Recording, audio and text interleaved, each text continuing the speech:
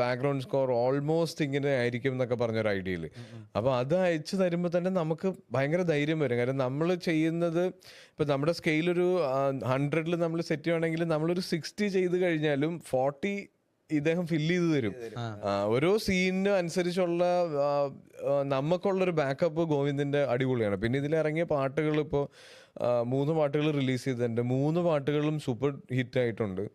അപ്പോൾ എനിക്ക് എൻ്റെ ഏറ്റവും വലിയ ധൈര്യം ഈ സിനിമ, കാര്യം ഇതിൻ്റെ അകത്തൊരു ഇമോഷണൽ ട്രാവൽ ഉണ്ട്. ഈ സർക്കിട്ട് എന്ന് പറയുമ്പോൾ എഗെയിൻ ഞങ്ങൾ നടത്തുന്ന യാത്ര മാത്രമല്ല, ഇതിൻ്റെ അകത്തുണ്ടാകുന്ന ഒരു ഇമോഷണൽ ട്രാവലും കൂടെയാണ് ഇതിൻ്റെ സർക്കിട്ട് എന്ന് മീൻ ചെയ്തിരിക്കുന്നത്.